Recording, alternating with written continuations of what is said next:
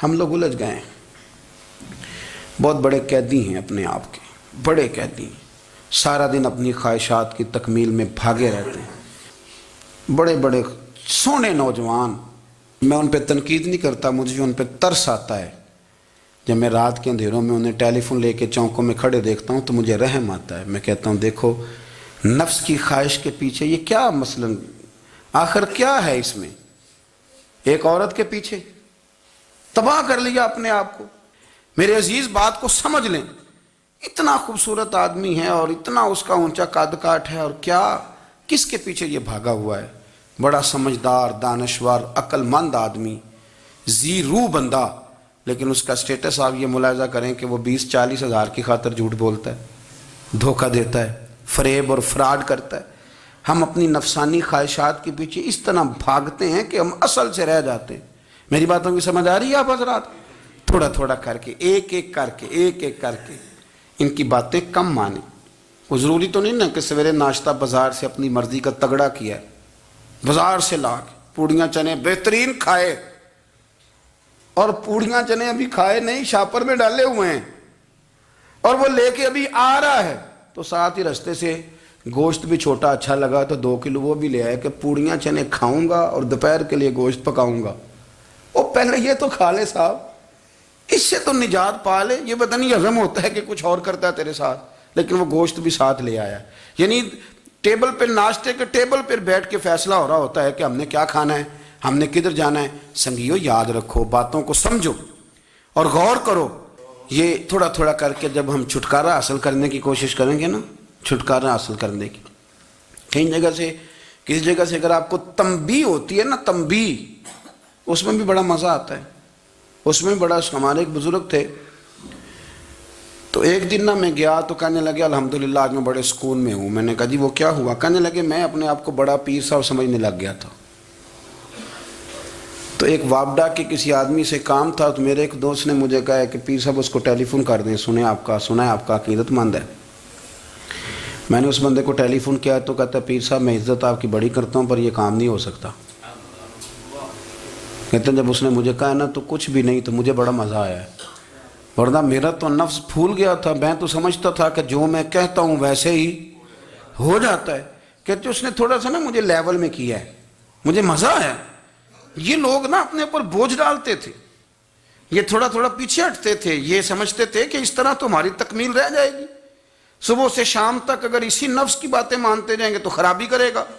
دولت کا نشہ ہے بھائی، دولت کٹھی کرنے والا کسی جگہ سیر نہیں ہوتا، حسن کا نشہ ہے، حسن کا نشہ ہے۔ حضرت ابوبکر شبلی رحمۃ اللہ علیہ فرمایا کرتے تھے جو تیری بیٹی کو خوبصورت سمجھ کے اس کے ساتھ نکاح کرنا چاہے اسے بیٹی نہ دینا۔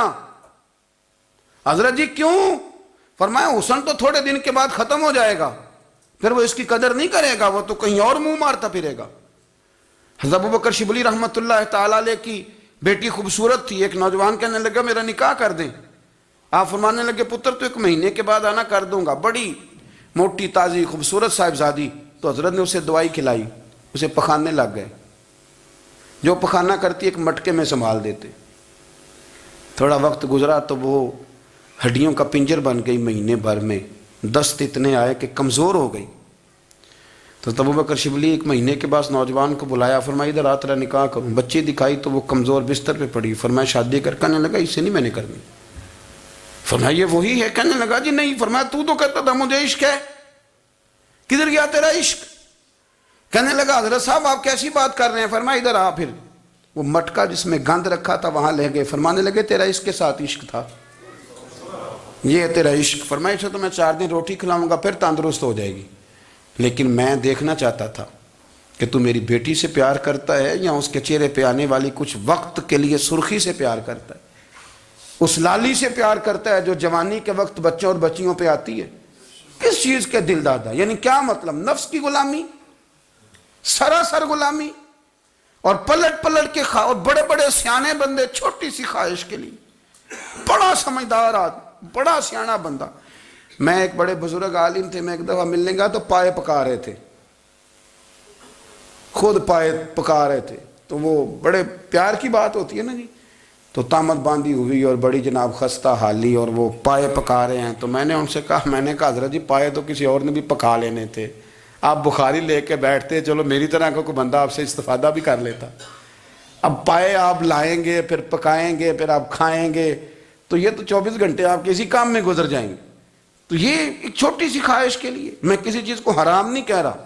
قرآن پاک کی جو آیت پڑھی ہے صرف اس کی تفسیر آپ کے سامنے عرض کر رہا ہوں. ہماری خواہشات ماں پالتی ہے، آپ کو نہیں پتہ کتنے دکھ سہتی ہے. میں ان ماؤں کو جانتا ہوں جو بیٹے کے حصوں کی مار بھی اس کے ابے سے کھاتی ہیں، مار کھاتی ہیں وہ. ایک خاتون ایک کان سے سنتا نہیں، میرے پاس ایک دفعہ آئی، کہنے لگی 60 لگ گئی سی، کوئی دعا کر دیں یا کوئی وظیفہ پر، ڈاکٹر کہتے ہیں ٹھیک نہیں ہو سکتے. میں نے کہا باجی صحیح بتاؤ مسئلہ کیا ہے؟ کہنے نہیں کچھ بھی نہیں، مسئلہ کیا ہونا ہے، پتر غلط نکل آیا ہے، اس کا باپ روز مارتا ہے، آج میں آ بھی گئی ہوں تو اس نے ایک تھپڑ میرے کان پہ مار دیے. تو پردہ پھٹ گیا.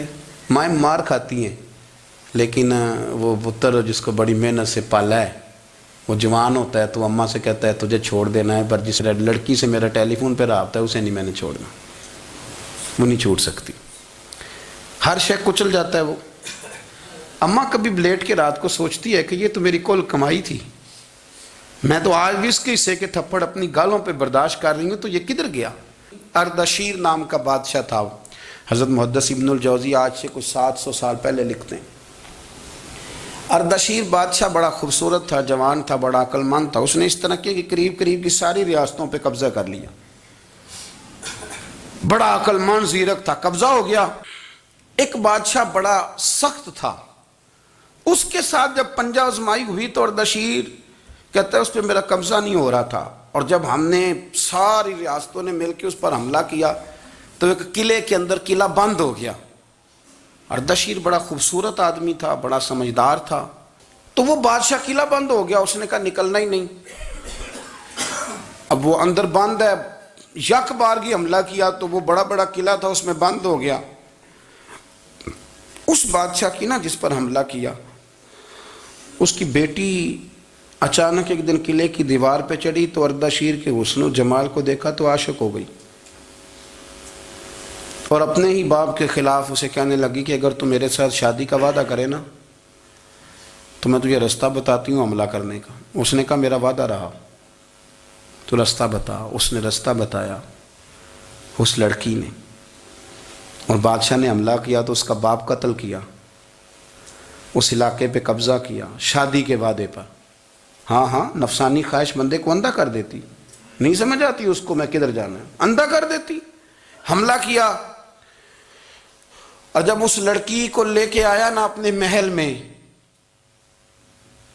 تو پہلے دن شادی کی پہلی رات تھی، تو بستر بچھایا کنیز نے، تو وہ کبھی کروٹ ادھر بدلتی کبھی ادھر بدلتی. تو بادشاہ کہنے لگا کیا ہے؟ کہنے لگی بستر میں کچھ ہے، مجھے تکلیف دے رہی. اس نے چراغ جلائے اور جب بستر اٹھایا تو ایک اتنا سا دھاگا نکلا. دھاگے سے عموماً تکلیف نہیں ہوتی. تو اس نے کہا تو اتنی نرم و نازک ہے کہ دھاگا. کہنے لگی میرا باپ نا میرے ساتھ اتنا پیار کرتا تھا کہ روز میرا بستر بھی خود بچھاتا تھا، اور اس نے آلہ رکھا ہوا تھا، وہ ناپتا تھا کہ کوئی پایا اونچا نیچا تو نہیں، میری بیٹی کا بیلنس سوتے وقت خراب نہ ہو جائے، اور میرے لیے گوشت اور کپڑے بھی خود پسند کر کے لاتا تھا، کھانے پینے کا خود خیال کرتا تھا. اردشیر کہنے لگا اچھا وہ اتنا پیار کرتا تھا، اور پھر تو نے اس کے ساتھ کیا کیا؟ کہنے لگا بلاؤ کنیزوں کو بلایا، فرمایا اس کو اٹھاؤ اور جلاد کے پاس لے جاؤ، اسے کہو کہ اس کے بال ایک گھوڑے کے ساتھ باندھے، پیر دوسرے گھوڑے کے ساتھ باندھے، اور ایک گھوڑا ادھر بھگا دے. کدھر بھگا دے؟ یہ جس کے باپ نے اتنا پیار کیا، یہ نفس کی اتنی غلام ہے کہ اس کی وفادار نہیں رہی تو میری وفادار کیسے بنے گی؟ جس نے اتنے نازوں سے پالا کہ دھاگا اسے برداشت نہیں. او یارو یاد رکھو، اگر نفس کی غلامی کرو اور بڑے بڑے وفاداروں کو چھوڑ کے غلامی کرو تو پھر کہو وفادار مل جائیں. کوئی بول اب لڑا نہ بول بیٹھی ہوں دے خسم ناراض بڑ بولیاں دے، کہاں سر کھائے تے بلبل ٹھنڈ پائے.